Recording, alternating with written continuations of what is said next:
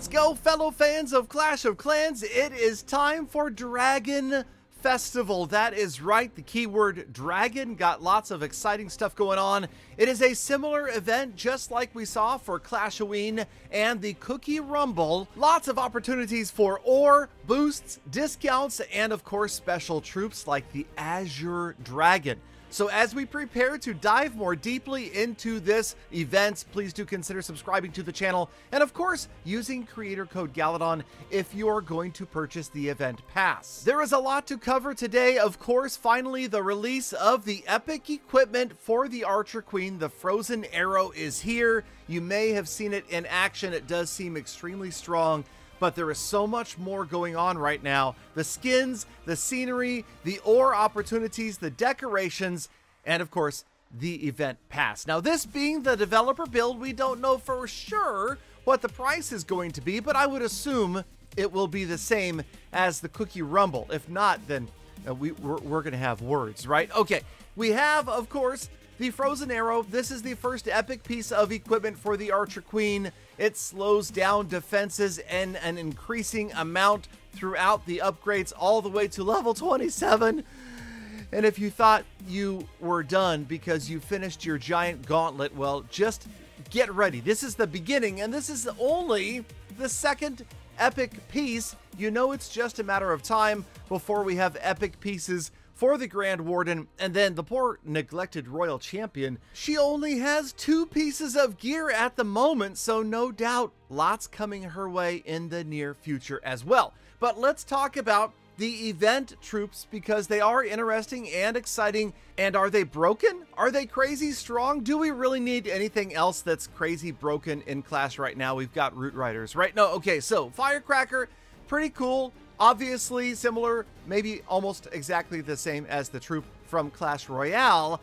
And yeah, it's kind of got that splashback animation there. You can see it's damaging other defenses in behind the primary defense that it's firing at.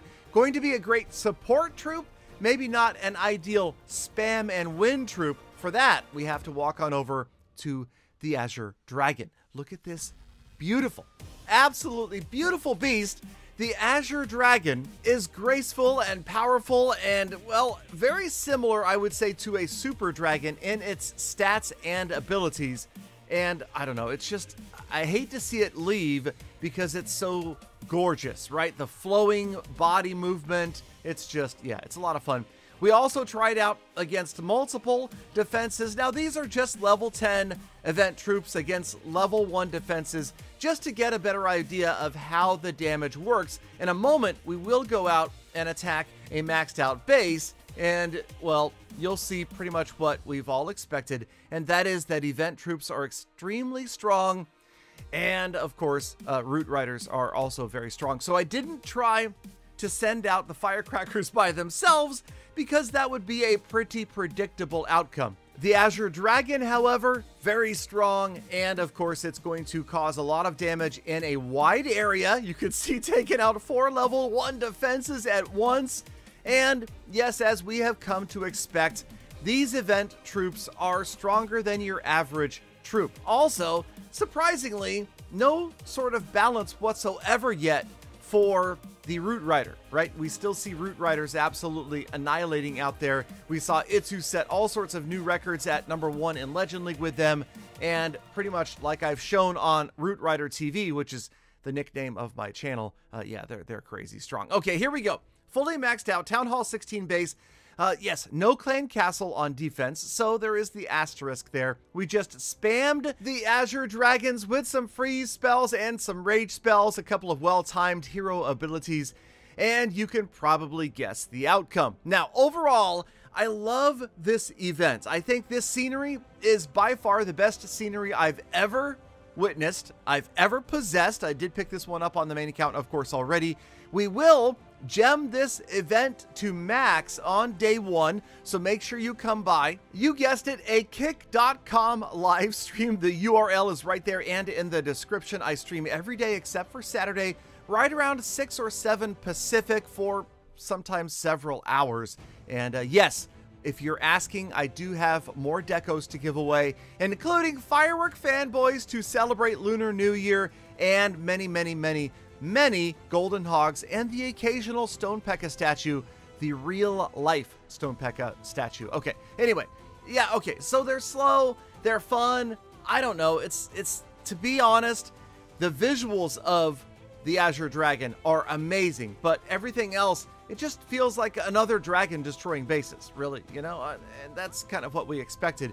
But still, to watch this beautiful creature flow across your base, especially when you have the scenery, because it is that whole underwater world, it is a very, very cool effect. Okay, so you kind of figured that was going to happen, right? Well, we have a surprise in the next attack, because this time we brought Root Riders along with just a handful of firecrackers, and I'll be honest, I feel like this attack might have gone even better if we just stuck to the standard 16 Root Riders, spam them all in, and walk away. That generally has worked out for me about 80% of the time recently in Legend League. And yes, even against a fully maxed out base, but I promised not to make my channel all about Root Riders.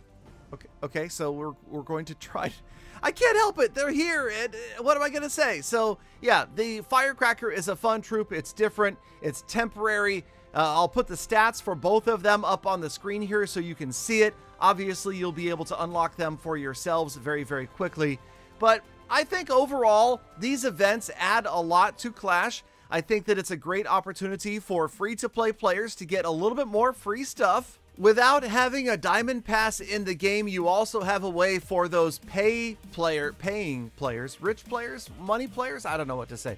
Players who are willing to open their wallet to Supercell, and there are quite a few, who want to spend a few extra bucks. You can, obviously, you can gem just about anything you want here. I'm trying to stay within reason, and I think I've done so far pretty well. We've maxed out the giant gauntlet. I haven't had a chance to really look at how powerful the frozen arrow is yet, and we will address that in a future episode. It looks good. I'm not so sure, based upon what I've seen, it's going to be the best epic piece ever. I see other epic pieces coming down the road that are even more amazing. You might have seen the little leak in the recent Clash of Clans video about the Grand Warden looking like he had something going on. You know, I can't talk to that yet, but okay. Anyway, oh yeah, so the end of this attack, because no video is complete without Galadon failing and getting 99% on a base, here you go. It's perfect, it's beautiful, it's a way to wrap things up because the Barbarian King doesn't get there. But you got there to the end of the episode. Thank you, Yellow Fam, as always, for sticking around. And now get out and enjoy the Dragon Festival. Enjoy the best of the rest of your day, week, month, and year. Be kind to other people, animals, and the planets. And I hope to see you all back here again tomorrow for more full attacks.